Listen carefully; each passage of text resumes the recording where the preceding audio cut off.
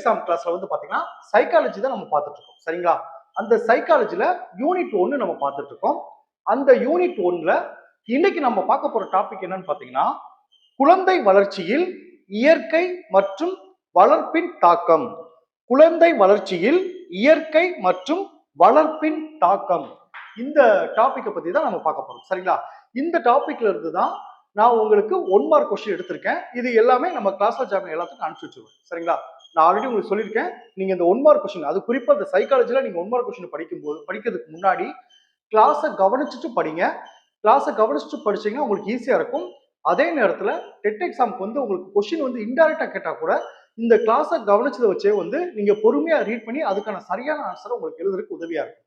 So நீங்க கிளாஸை கவனிச்சுட்டு அதுக்கு பிறகு நான் அனுப்பின 1 மார்க் கொஸ்டினை நீங்க படிங்க. சரிங்களா? இப்ப இந்த டாபிக்கை பத்தி நம்ம பார்க்கறதுக்கு முன்னாடி நம்மளுடைய இந்த டெட் எக்ஸாம் கிளாஸ்ல புதுசா ஜாயின் பண்றதுக்கு நிறைய பேர் கால் பண்றீங்க. நீங்க எப்படி ஜாயின் பண்ணணும்னா, என்னுடைய மொபைல் நம்பர் 9159084262 இந்த நம்பருக்கு நீங்க கால் பண்ணுங்க. நம்முடைய கிளாஸ்ல நீங்க எப்படி ஜாயின் பண்ணலாம் சொல்லி நான் உங்களுக்கு டீட்டெயிலா சொல்லிடுவேன். அதே மாதிரி புதுசா ஜாயின் பண்ணவங்களுக்கும் நான் இதுவரைக்கும் நடந்த அந்த பழைய கிளாஸ் நோட்ஸ் எல்லாமே அனுப்பிச்சு வச்சிருவேன். நான் அனுப்புற நோட்ஸ் எல்லாமே உங்களுக்கு 1 மார்க் பேப்பர் தான் இருக்கும். நீங்க கிளாஸை கவனிச்சுட்டு படிச்சீங்கன்னா உங்களுக்கு ஈஸியா இருக்கும். ஸோ ஜாயின் பண்ண விருப்பப்படுறவங்க என்னுடைய மொபைல் நம்பருக்கு கால் பண்ணி டீட்டெயிலா கேட்டு நம்முடைய கிளாஸ்ல நீங்க ஜாயின் பண்ணிக்கலாம். சரிங்களா?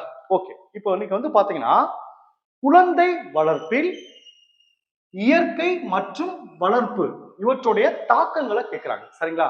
இதுல சார் இயற்கை மற்றும் வளர்ப்பு அப்படின்னு என்ன பாத்தீங்கன்னா, அதாவது ஒரு குழந்தையுடைய செயல்பாட்டு தரத்தை, அவனுடைய செயல்பாட்டு தரத்தை வந்து நிர்ணயிக்கிறது வந்து இயற்கைனா என்ன சொல்றேன்னா மரபு. நம்ம அப்பா தாத்தா வழி வந்து அந்த மரபு காரணமா, இல்ல சூழ்நிலை தான் காரணமா, நம்ம குடும்பத்துல வளர்ற சூழ்நிலை, நம்ம பள்ளியில வளர்ற சூழ்நிலை, சமுதாயத்துல நம்ம இடம்பெற அந்த சூழ்நிலை தான் காரணமா, ஒரு குழந்தையுடைய செயல்பாட்டு தரத்துக்கு வந்து மரபு காரணமா இல்ல சூழ்நிலை காரணமா, இதுதான் இந்த டாபிக். சரிங்களா?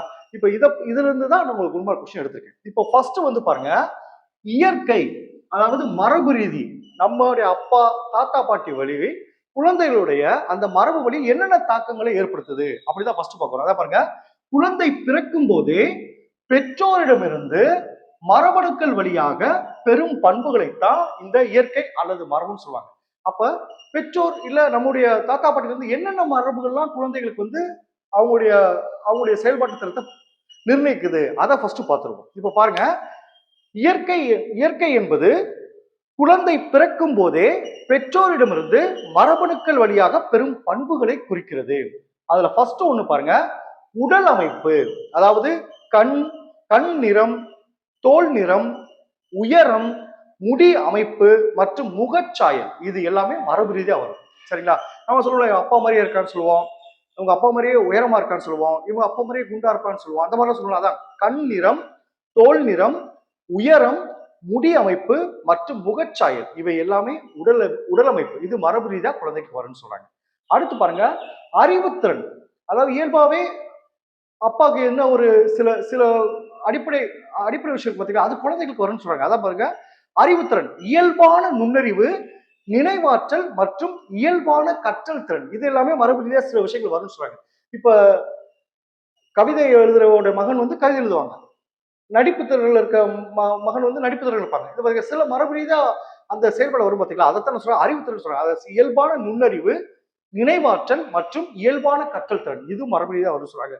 அடுத்து சுகாதாரம் பாருங்க, சில மரபியல் நோய்கள், உதாரணமாக நீரிழிவு நோய் பாதிப்புக்கான வாய்ப்புகள், சர்க்கரை வியாதி வந்து அப்பாவுக்கு இருந்துச்சுன்னா மகனுக்கு வரதுக்கான வாய்ப்பு இருக்கு, சர்க்கரை வியாதி தாத்தாக்கு இருந்துச்சுன்னா அடுத்து நமக்கு வரதுக்கான வாய்ப்பு இருக்கு சொல்றதுங்க. அதாவது சில மரபியல் நோய்கள், உதாரணமாக நீரிழிவு நோயால் பாதிக்க வாய்ப்புகள், ஆஸ்துமா, இதெல்லாம் என்னன்னா மரபணு வழியாக தொடரலாம்னு சொல்றாங்க. அடுத்து மனநிலை, அதாவது இயல்பான குணாதிசயங்கள், இவங்க அப்பா மாதிரியே இவங்க கோவப்படுறாங்க, இவங்க அப்பா மாதிரியே அடிக்கடி கோவப்பட்டு வெளியே இருந்துச்சு போயிடும் அப்படிலாம் நம்ம சொல்லியிருப்போம், நம்மளே சொல்லியிருப்போம். அதான் பாருங்க, இயல்பான குணாதிசயங்கள், அமைதியான அல்லது விரைவாக கோபப்படும் இயல்பு, இவங்க அப்பா மாதிரி இவன் பொறுமையா இருக்காண்டா, இவன் அப்பா மாதிரி எதற்கெடுத்தாலும் சண்டை போடுறான் அப்படின்னு நம்ம சொல்லுவோம் பாத்தீங்களா, இது சில விஷயம் மரபு ரீதியா வரும். அதாவது இதுல 3 விஷயம் சொல்றாங்க, 1 உடல் அமைப்பு, 2 அறிவுத்திறன், 3 சுகாதாரம், இந்த 3 விஷயத்தை சொல்றாங்க. அடுத்து பாருங்க வளர்ப்பு, இந்த வளர்ப்பு ரீதியா என்ன சார் பாத்தீங்கன்னா, வளர்ப்பு என்பது குழந்தை பிறந்தது முதல்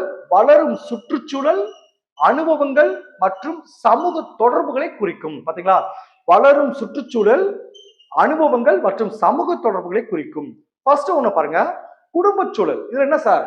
பெற்றோர் காட்டும் அன்பு, கண்டிப்பு, பொருளாதார நிலை மற்றும் குடும்ப அமைதி இது வந்து ஒரு குழந்தையோட தாக்கத்தை ஏற்படுத்த சொல்றாங்க. குடும்பத்துல எந்நேரமே சண்டை போட்டுருந்தா குழந்தை வந்து மனநிலை பாதிக்கப்பட்டு சொல்றாங்க. குழந்தைகளுக்கு வந்து சின்ன வயசுல இருந்து சேமிப்புற பழக்கம், எது நல்லது கெட்டதோ சொல்லித்தரணும்னு சொல்றாங்க. அதை வந்து என்னன்னா அவனுடைய வளர்ப்புல பாதிப்பு ஏற்படுது சொல்றாங்க. அதே மாதிரி குடும்ப சூழல், பெற்றோர் காட்டும் அன்பு, கண்டிப்பு, பொருளாதார நிலை மற்றும் குடும்ப அமைதி இதுவும் குழந்தைகளுடைய தாக்கத்தை ஏற்படுத்த சொல்றாங்க.